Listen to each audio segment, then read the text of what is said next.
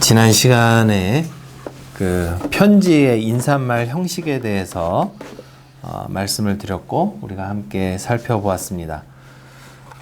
지난 시간 내용을 안 들으신 분도 있기 때문에 간단하게 말씀드리면 우선 그 바울 서신의 그 기본적인 인사말, 곧 발신자가 수신자에게 은혜와 평강이 여러분들에게라는 그 기본적인 인사말 형식을 사용했고, 이제 그 베드로 사도께서 이 인사말 형식을 수용해서 이제 거기에 단어 하나만 추가한 형식을 사용하고 있다고 말씀드렸습니다. 물론 이제 발신자가 수신자에게 은혜와 평강이 여러분들에게라는 이 인사말 형식은 모든 바울 서신이 다 동일하지는 않고, 이제 목회 서신 중에서 디모데 전후서는 제외죠. 그러니까 디모데 전후서에서는 은혜와 평강의 긍휼이라는 단어를 하나 더 첨가합니다. 어쨌든 근데 기본 틀은 거의 비슷해요. 이제 이 기본적인 틀 위에 이 바울 사도나 베드로 사도는 이제 발신자와 수신자에게 여러 수식어를 덧붙여서 사용합니다. 이것은 이제 우리나라 편지들도 비슷하죠. 이제 우리나라 편지하고는 좀 다르죠. 우리나라는 처음에 수신자를 쓰고 편지 맨 마지막에 발신자를 쓰죠. 그래서 이제 그 간단하게 이름만 적을 수도 있지만 거기다가 이제 수식어들을 붙이기 시작합니다. 그래서 이제 뭐 부모님께 편지할 때는 그냥 덜렁 부모님께 편지하면서 아버지 엄마 이름 적는 사람은 없죠. 좀 약간 불경한 느낌이 드니까 이제 부모님께. 근데 또 그냥 쓰기는 좀 뭐하니까 거기에 이제 덧붙이는 말들이 들어가죠. 사랑하는, 존경하는 써야죠. 네, 어쨌든 그런 말들을 덧붙입니다. 또 이제 그 발신자의 경우도 마지막에 이름만 적지 않죠. 이름만 적을 수도 있어요. 이름만 적을 수도 있는데 거기에 이제 관계, 직함 이런 것들을 적어서 자신의 그 관계라든지 직함을 적어서 자기가 누군지 밝히기도 하고, 또 그 자신의 마음을 담는 표현도 적습니다. 그래서 뭐 편지 마지막에 뭐 존경하는 마음을 담아, 엄마 아빠를 사랑하는 딸, 아들 누구누구 뭐 이런 식으로 이렇게 이제 그 수식어들을 사용합니다. 그래서 수신자나 발신자에게 붙이는 그 수식어들은 친근함을 과시하고요. 친근함을 과시하고 또 수신자의 마음을 여는 그런 기능이 있죠. 이게 편지 받는 사람의 마음을 여는 기능이 있어요. 근데 이제 그거 이외에도 말씀드린 것처럼 관계나 정체성을 강조하는 역할도 합니다. 뭐 아들 누구누구 올림 뭐 이렇게 한다든지, 뭐 이렇게 하면 이제 관계나 혹은 자신의 정체성, 뭐 회사 메일 같으면 이제 자기 직함을 적겠죠. 직함을 적어서 이제 내가 누굽니다. 이런 거를 이제 적습니다. 사실 친근감만 과시하려고 했으면은 정말 친한 사이면 이름만 적어도 충분하죠. 그래서 우리가 베드로 전서를 보고 있지만 다른 신약의 편지들을 읽을 때에도 요 수식어만 잘 살펴봐도 이 보내는 사람과 교회의 관계를 알 수가 있어요. 예를 들면 바울 사도의 편지 중에서 교회와 바울 사도의 관계가 좋은 상황이고 별 문제 없을 때는 거기에 그렇게 화려하게 적지를 않습니다. 그래서 가장 대표적인 편지가 데살로니가 전서가 그 예입니다. 데살로니가 전서 1장 1절에 보면 이렇게 돼 있어요. 바울과 실루아노와 디모데는 하나님 아버지와 주 예수 그리스도 안에 있는 데살로니가인의 교회에 편지하노니 은혜와 평강이 너희에게 있을지어다. 이렇게 쓰고 있어요. 그러니까 발신자를 수식하는 말이 없고 수신자를 꾸며주는 말만 있어요. 하나님 아버지와 주 예수 그리스도 안에 있는 데살로니가인의 교회에게 편지한다. 이제 이런 식으로만 되어 있습니다. 작년 12월 14일 유튜브에 설교를 올리니까 그게 좋더만요. 지난번에 뭘 했지? 하고 찾아볼 때 언제 한 것 같은데? 하고 이렇게 찾아보니까 작년 12월 14일에 그리스도인의 삶의 근거라는 제목으로 데살로니가 전서에 관해서 간략하게 한번 소개해드린 적이 있습니다. 교회를 개척하고 갑작스럽게 떠나게 돼서 굉장히 이 교회 잘 지내나? 막 걱정이 됐는데 교회가 하나님의 은혜 가운데 건강하게 성장하고 있다. 이러니까 바울 사도께서 기분이 좋았던 거예요. 교회하고 사이 나쁠 일 없죠. 감사하죠. 그러니까 어떻게 보내요? 바울과 실로아노와 디모데는 이렇게 편지를 보내는 거예요. 대신 여러분들이 하나님 은혜 가운데 굳게 서 있습니다. 요거를 이제 얘기하고 싶으니까 하나님 아버지와 주 예수 그리스도 안에 있는 데살로니가 교회에게 이렇게만 편지를 써서 보냅니다. 근데 이제 반면에 다른 편지들을 보면요, 달라요. 갈라디아서 같은 경우에는 교회 안에 거짓된 가르침이 들어왔고, 그래서 이 거짓 교사들이 바울 사도와 교회 사이를 막 이간질을 하니까 저 사람 저 진짜 사도 아닌 것 같은데 뭐 이런 식으로 하니까 바울 사도께서 아주 그냥 화려한 수식어를 씁니다. 갈라디아서 1장 1절 이렇게 돼요. 사람들에게서 난 것도 아니요 사람으로 말미암은 것도 아니요 오직 예수 그리스도와 그를 죽은 자 가운데서 살리신 하나님 아버지로 말미암아 사도된 바울은 이런 식으로 자신을 소개하고 있어요. 나 보통 사람 아니야. 이런 식으로 소개를 한단 말이죠. 고린도 교회도 비슷합니다. 고린도 교회도 교회가 분열이 되고 교회 어느 지도자를 따르느냐 따라서 그냥 파당이 갈리니까 그러면 이제 내가 이 선생님을 쫓으면 저 선생님 욕할 거 아닙니까? 이런 상황에 있어요. 교회 안에 성적인 부도덕이 심각했고 무질서하고 말 그대로 고린도 교회는 총체적인 위기를 겪고 있었어요. 예전에 제 은사님 한 분이 그런 얘기를 하셨어요. 뭔가 이 고린도 교회, 그러니까 영어로 하면 이게 K에 해당하는 이제 까빠라고 하는 철자로 시작을 하는데 고린도 교회와 코리안 교회는 많이 닮은 것 같다. 그런 얘기를 한번 하신 적이 있는데 어쨌든 교회가 총체적 위기를 겪고 있었어요. 그러다 보니까 인사말 자체에 굉장한 의도가 담겨요. 바울 사도를 비방한 사람도 많고 하니까 이렇게 쓰고 있어요. 고린도 전서 인사말은 이렇습니다. 하나님의 뜻을 따라 그리스도 예수의 사도로 부르심을 받은 바울과 형제 소스데네는 고린도에 있는 하나님의 교회 곧 그리스도 예수 안에서 거룩하여지고 성도라 부르심을 받은 자들과 또 각처에서 우리의 주 곧 그들과 우리의 주 되신 예수 그리스도의 이름을 부르는 모든 자들에게 하나님 우리 아버지와 주 예수 그리스도로부터 은혜와 평강이 있기를 원하노라. 이게 왜 이렇게 길까요? 우선은 이제 자기 사도됨을 변호하는 내용이 들어있죠. 하나님의 뜻을 따라 그리스도 예수의 사도로 부르심을 받은 바울 이렇게 표시하고 또 고린도 교회를 설명할 때도 이렇게 해요. 고린도에 있는 하나님의 교회. 왜 이런 표현을 쓸까요? 파당 짓고 싸우니까 하나님의 교회인데 왜 이렇게 맨날 싸우지? 인사말부터 이런 거를 풍기는 거예요. 그래서 그 다음에도 이제 어떻게 돼요? 곧 그리스도 예수 안에서 거룩하여지고 성도라 부르심을 받은 자들.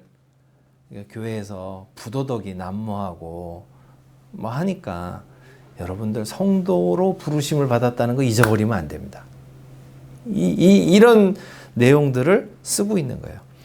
또 각처에서 우리의 주, 곧 그들과 우리의 주 대신, 그러니까 한 예수님을 섬기지 않습니까? 이걸 왜 강조한다고요? 교회가 분열돼서 싸우고 있으니까. 뭐 다른 예수 믿는 것처럼 싸웁니까? 이런 식으로 인사말부터 사실은 이제 앞으로 펼쳐질 내용을 예고도 하고 또 그 교회의 문제를 지적하는 이렇게 은근히 돌려서 이제 지적하는 그런 인사말들을 쓰고 있다는 거죠. 그래서 이 인사말에 덧붙여진 수식어들만 봐도 바울 사도와 교회의 관계, 뭐 물론 베드로 사도와 교회의 관계도 볼 수 있겠지만 어쨌든 관계와 정체성, 우리가 누군가를 다시 한번 생각해보자. 이 정체성을 밝혀주는 그런 역할을 인사말이 하고 있다는 것이죠. 그래서 우리는 항상 이 신약의 편지들을 읽을 때 앞부분은 이거 본론이 뭐라고 말하나 보자 하고 앞부분은 그냥 확 지나가는 경향이 있는데 사실은 인사말부터 굉장히 의도된 내용들을 담고 있다. 이것을 기억하시면 좋겠습니다. 자, 이제 이런 관점에서 이제 베드로전서의 인사말 지난주에도 했는데 뭘 다음 주도 또 하고 있냐. 이게 저 본문이 오타난 거 아니냐. 별별 생각을 많이 하셨을 텐데 인사말 내용이 이렇게 풍부하다는 것을 먼저 말씀드리고요. 베드로전서 인사말에서 그럼 이제 발신자와 수신자에 덧붙여진 말들을 한번 살펴보면 좋겠습니다. 여기서 이제 또 AS, 지난주에 제가 지도를 보여드리려고 하다가 잊어먹고 화면을 준비를 안 했어요. 그래서 요번 주에 보충 지도를 준비해서 보여드리도록 하겠습니다. 먼저 바울 사도께서 1차, 2차, 3차 선교 여행을 다니신 지역을 먼저 이렇게 보시면 하나만 넘겨주세요. 그러면 이제 요 색깔별로 1, 2, 3차를 나눠놨지만 지역을 주로 보시면 이제 로마 제국이 저 끝에 있으면 요 로마 제국의 동쪽을 다 돌아다니신 거죠. 네, 그래서 사실 이제 여기가 지금 터키에 해당하는 지역인데 이제 요 지역이 사실은 베드로전서의 수신자들의 지역입니다. 네, 그래서 화면 하나만 더 넘겨주시면 이제 바로 요 지역이 베드로전서의 수신자들이 살고 있는 지역입니다. 여기 보니까 어떻게 돼 있어요? 본도. 눈이 안 보여서 폰투스를 찾아야 되는데. 네. 언젠간 찾겠죠. 여기 있네요. 폰투스, 그 다음에 갈라디아, 그 다음에 갑바도기아, 그 다음에 아시아, 비두니아. 그쵸? 그러니까 지금 요 지역이 이 편지의 수신 지역이라는 거예요. 아까 바울 사도의 다닌 선교 지역과 거의 겹치죠. 예. 이제 그 지역에 그 지역에 있는 성도들에게 편지를 보내고 있다. 그러니까 결국 뭐예요? 우리 설교 시간에는 속어를 가급적 사용하지 말라고 품위 있는 말을 사용하라고 돼 있긴 한데 근데 가끔 속어가 이해가 도움이 됩니다. 뭐냐면 죄송합니다. 양해해 주시고요. 소위 바울 사도의 나와바리 거기에 베드로 사도가 지금 편지를 보내고 계시는 거예요. 그러니까 공식적인 직함을 뺄 수가 없죠. 네, 그래서 예수 그리스도의 사도 베드로는 이렇게 보낼 수밖에 없었던 것입니다. 사실은 그럼 왜 이렇게 바울 사도의 목회 지역에 베드로 사도가 보냈을까? 이거는 좀 생각해 볼 필요가 있어요. 뭐냐면 갈라디아서 2장 8, 9절에 따르면 원래 베드로 사도는 할례자의 사도, 곧 그 유대인들을 대상으로 사역을 하기로 했고 바울 사도는 이방인의 사도로 가기로 했죠. 그런데 이제 아마 베드로 전서가 쓰였던 시기가 바울 사도께서 투옥된 다음이었던 것 같아요. 이제 활동을 못 하니까 베드로 사도께서 그 지역까지 이제 같이 감당하셨던 것이 아닐까 이렇게 생각을 해보게 되는 것이죠. 자, 어쨌든 이제 그런 가운데에서 이제 수신자에게 보내는 그 수식어를 한번 보죠. 예수 그리스도의 사도 베드로는 본도, 갈라디아, 갑바도기아, 아시아와 비두니아에 흩어진 나그네가 수신자라는 거죠. 사실 이 흩어진이라는 표현은 이해가 되시죠? 광범위한 지역에다 보내니까 사람들이 말 그대로 흩어져 살고 있잖아요. 자, 여기서 이제 한 가지 토막상식. 신약의 편지들 중에서 구체적으로 누구에게 보냈는지 수신자에 대한 언급이 없는 편지들이 있어요. 그래서 그 편지들하고 수신자가 언급이 되긴 했는데 너무 광범위하게 보내서 도대체 수신자를 특정하기가 어렵다 하는 편지들이 있어요. 그런 편지들을 묶어서 뭐라고 이야기를 하냐면 일반적으로 보냈다 해서 일반서신 혹은 공동서신이라고 부릅니다. 이제 그 편지들 중에 뭐가 있냐면 야고보서, 베드로 전후서, 요한서신, 유다서 요 편지들이 여기 공동서신, 일반서신에 해당이 됩니다.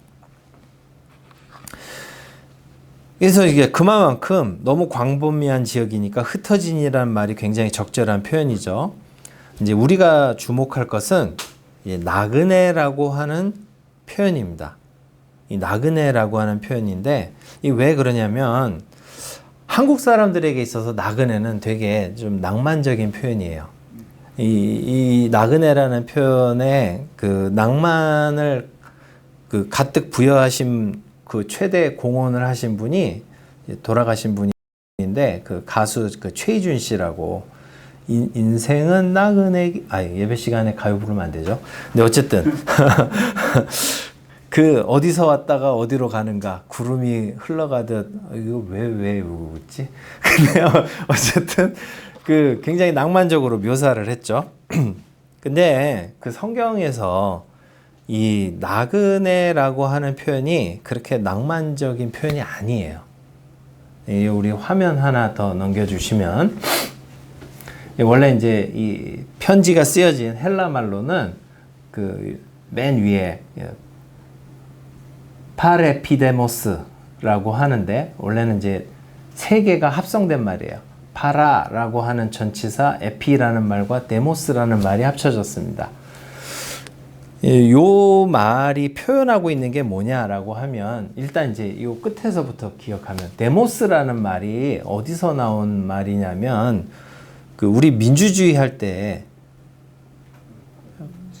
민주주의 할 때 그 이제 디마크라시라고 하죠. 그 데모스라고 하는 일종의 시민 계급이 있어요.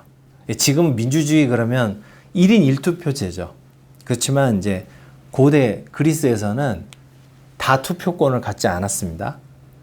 일단 노예는 투표권이 없고요.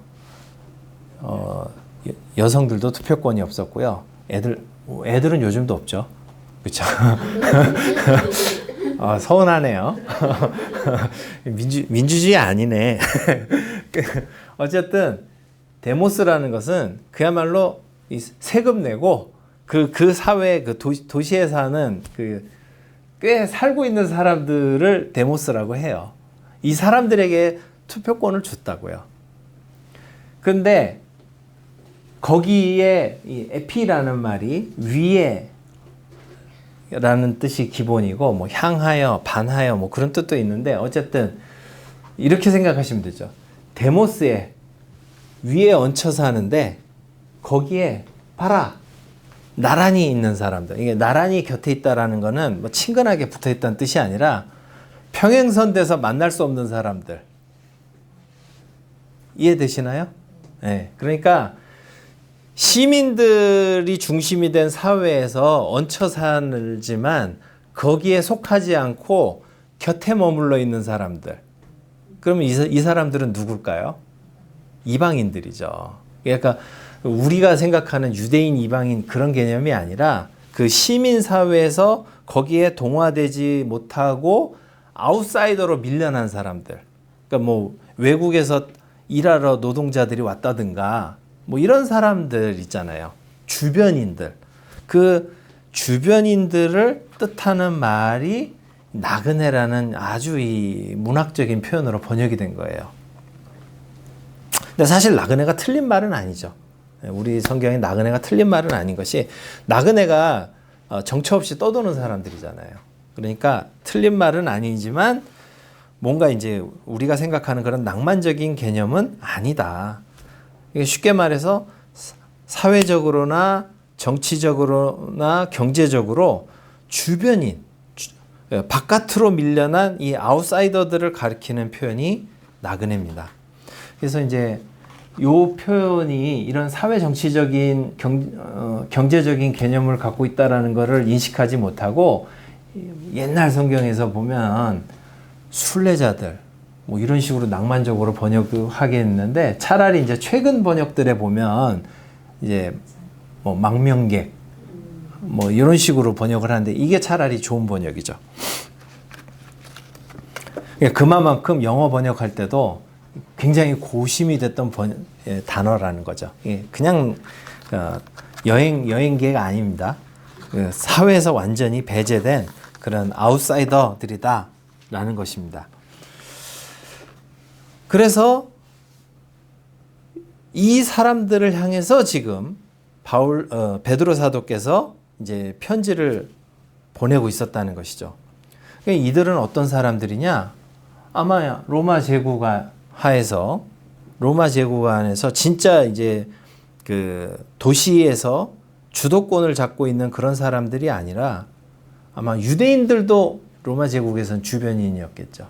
유대 그리스도인들도 거기에 포함될 것이고, 그리고 원래 초기 기독교인들이 대부분 다 주변인들이고 아웃사이더들이었죠. 그래서 로마 제국에서 이 사람들을 어떻게 대했겠어요? 일단 푸대접은 기본이고 온갖 비난과 조롱과 위협과 불이익을 당하는 그런 그리스도인들.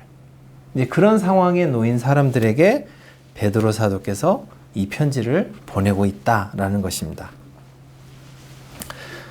왜 갑자기 뜬금없이 우리가 베드로전서를 함께 읽으면서 한번 생각해 보면 좋겠습니다 라고 제안을 드린 이유가 여기에 있습니다. 한때 우리나라에서요, 기독교 인구가 엄청 많았던 적이 있습니다. 그 90년대가 아마 제 기억에는 가장 정점이었던 것 같아요. 그때 교회에서 늘 했던 얘기가 뭐냐면 1200만 성도들. 네, 1200만 성도들. 그 얘기했었어요. 교회가 굉장히 힘이 막강했던 때였고요. 막 대형 건물들이 막 지어지고 했던 때가 이제 그때입니다. 냉정하게 2026년 지금 시점에서 이렇게 돌아보면 현재 기독교인들은 얼마나 될 것 같습니까? 우리가 안 세봤으니까 잘 모르죠. 그렇지만 제가 듣기로는 절반 이하만 지금 신앙생활을 하고 있는 걸로 알고 있습니다. 물론 이제 부풀려서 막 아니다, 그거 넘는다 뭐 할 수는 있는데, 우선 교회 안에서 보면 교회 안 나가고 그냥 신앙 물어보면 교회 다닙니다 하시는 분들이 꽤 많거든요. 이분들 다 빼면 절반 이할 거예요. 왜 그랬을까? 이유를 콕 집어서 제가 말씀드리기는 어려워요. 이유가 많죠. 그동안 사회에서 보여준 모습들이 있잖아요. 뭐 목회자들이 윤리적으로 타락한 모습들도 사회가 너무 많이 봤고요. 성도들이 성도답지 못한 모습들도 너무 많이 봤습니다. 뭐 그 밖에도 여러 가지 이유를 찾을 수 있습니다. 너무 우리가 힘있고 세력있고 좋을 때 엉뚱한 데 힘을 쏟고 엉뚱하게 자랑과 그 자신들을 과시하면서 보냈던 그 대가를 치르는 게 아닐까, 그런 생각을 해보게 됩니다. 그런 의미에서 초기 기독교회는 어땠을까? 우리가 한번 늘 돌아봐야죠. 초대교회도 늘 문제가 많았지만 베드로전서를 통해서 우리가 확실히 알 수 있는 것은 초기 기독교회는 사회적으로 주변인들로부터 시작했습니다. 다 아웃사이더들이었고요. 지금처럼 신앙의 자유가 있었던 시절도 아니었어요. 예수 믿으면 뭐 재산을 뺏기기도 하고 매질도 당하고 심지어 죽는 일도 많았습니다. 사회적으로 목소리를 낸다고요? 요즘은 막 교회가 일종의 정치단체처럼 돼서 막 구호도 내세우고 막 이래저래 떠들 수 있지만, 이때는 그러면 어떻게 돼요? 죽어요. 그러니까 사회적으로 목소리를 낼 형편도 못 되었습니다. 기독교인들은 그야말로 을 중에 을이었습니다. 그때와 지금을 비교할 때 비슷한 점이 있다면 그냥 사회적으로 비난과 냉담, 조롱이 넘쳐난다는 거, 그거는 비슷하죠. 그리고 대충 사람들이 어설프게나마 교회에 대해서 다 아는 것처럼 얘기를 해요. 그러니까 요즘은 이제 막 다 공감해서 그 교회에 관한 농담도 많아요. 얼마 전에 기준금리를 올렸다고 그러니까 누가 그러더라고요. 이제는 저리로서 산 자와 죽은 자를 심판하러 오신다는 시절은 지나갔고 고리로서 산 자와 죽은 자를 심판하러 오실 거라고. 사람들이 다 그 교회 메시지나 그 신앙 고백 내용을 가지고 막 조롱을 하는 그런 세상이 됐습니다. 비슷한 건 딱 그거 하나인 것 같아요. 그럴 때 성도들은 어떻게 살아야 할까? 다시 성경으로 돌아가 볼 필요가 있죠. 성경만이 우리의 표지판이라고 할 수 있습니다. 베드로전서와 같은 편지를 통해서 초기 기독교인들이 아웃사이더 시절에도 뭘 가지고 있었는가? 주변으로 밀려난 을로 살아가던 그 시절에 과연 성경은, 사도들은 그리스도인들에게 어떠한 지침을 주셨는가 살펴보면서 우리가 한때 폭발적인 성장과 화려한 건물, 사회 속에서 적지 않은 목소리를 낼 만큼 성장해 버린 동안 그때 우리가 뭘 잃어버렸는가, 그런 것들을 돌아보고 회복해야 할 때가 아닌가 생각을 해보게 돼서 베드로전서를 살펴보는 것이 의미가 있다, 이런 생각이 듭니다. 우선은 인사말 중에서 수신자에 대한 수식어는 그 앞서 말씀드린 것처럼 이후에 펼쳐질 베드로 사도의 교훈을 잘 요약하고 있다고 말씀드렸죠. 사도께서 수신자들에게 이 나그네라는 아웃사이더들로 살아가는 이들에게 어떤 수식어를 붙이는가 하는 것이 우리에게 주는 그 중요한 교훈이 될 수 있다고 생각합니다. 첫 번째는 정체성 회복입니다. 베드로 전서의 수신자들이 전부 주변인들, 아웃사이더, 을 중에 을인데, 사실 이런 삶을 살아가고 있다 보면 우리가 제일 먼저 생각하게 되는 게 뭐냐면 자신의 어떤 출생, 가정 환경 돌아보면서 비관하는 경우가 참 많아요. 잘 살게, 구김없이 잘 성장하신 분들은 그런 게 별로 없고, 우리 어머니 아버지 참 감사하다, 나 참 감사하다, 이런 경우가 많지만, 힘들게 자라난 사람들은 왜 엄마 아빠는 나를 낳아가지고 뭐 이러면서 이제 그 자신의 출생, 가정 환경을 비관하는 경우가 많습니다. 이 사람들이야말로 그러지 않았겠어요? 내가 하필이면 도시의 자유민 자식으로 태어났었어야 되는데 우리 엄마 아버지는 뭐야? 뭐 이럴 수 있잖아요. 베드로 사도의 첫 일성은 이렇죠. 여러분들의 정체성을 회복하라고. 그래서 뭐라고 표현하죠? 성령 안에서 아버지이신 하나님의 미리 하심을 따라 택하심을 받은 자들. 2절에 표현하고 있잖아요. 이제 우리말 어순에 따라서 우리 성경이 잘 해놓고는 있는데, 제가 이제 헬라어 어순을 따라서 얘기하면 이렇게 되어 있습니다. 성령 안에서 아버지이신 하나님의 미리 하심을 따라 택하심을 받은 자들. 그러니까 당시 사회에서 이들을 규정하고 있는 정체성과 전혀 다른 이야기를 하고 있죠. 사회에서는 이 사람들을 끊임없이 니들은 찌끄레기야, 주변인이야, 아웃사이더야 라고 얘기할 때 베드로 사도는 전혀 그렇지 않다. 그리스도 안에서 여러분들은 이런 사람들이다. 성령 안에서 아버지이신 하나님의 미리 아심을 따라 택하심을 받은 자들. 그리고 이 정체성에 따른 새로운 목표를 제시하고 계시죠. 하나님께서 우리를 왜 선택하셨는가? 하나님 뜻에 대한 순종과 예수 그리스도의 피뿌림, 이것을 위해서 여러분들이 택하심을 받았다. 순종과 예수 그리스도의 피뿌림을 얻기 위해서 택하심을 받은 자들, 이렇게 두 가지를 제시하고 있습니다. 순종은 이해가 되시죠? 순종은 바로 이해가 되지만 예수 그리스도의 피뿌림을 얻기 위하여, 그러면 이해가 잘 안 돼서 이 부분만 시간이 얼마 남지 않았지만 설명을 추가로 드리겠습니다. 출애굽기 24장 8절에 보면 서로 번제와 화목제를 드리고 그 피를 하나님과 언약을 맺은 이스라엘 백성들에게 뿌리는 장면이 나옵니다. 이를 통해서 하나님과 언약 관계에 있음을 선언하는 장면이 나와요. 출애굽기 29장에 보면 아론과 그의 아들들을 거룩한 제사장으로 구별하여 세울 때 아론과 그의 아들들 그들의 옷에 피를 뿌리는 장면이 나옵니다. 레위기 14장에서 부정한 질병에 놓여서 다시 거룩한 백성이 일상으로 돌아올 때 새의 피를 섞은 물을 정결함을 받은 사람에게 뿌린 후 정결하다고 선언합니다. 그러니까 종합해 보면 피 뿌림이라는 것은 언약 백성 됨과 거룩함, 정결과 관련된 표현이라고 할 수가 있습니다. 다시 한번요. 중요하니까 피 뿌림은 언약 백성 됨, 그 다음에 거룩함, 정결과 관련된 표현입니다. 그러면 결국은 하나님께서 그들을 미리 아시고 성령의 거룩하게 하심으로 그들을 택해 주셨는데 그 이유가 뭐냐?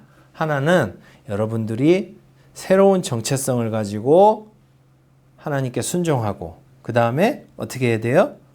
성도다운 거룩하고 정결한 삶을 사는 것.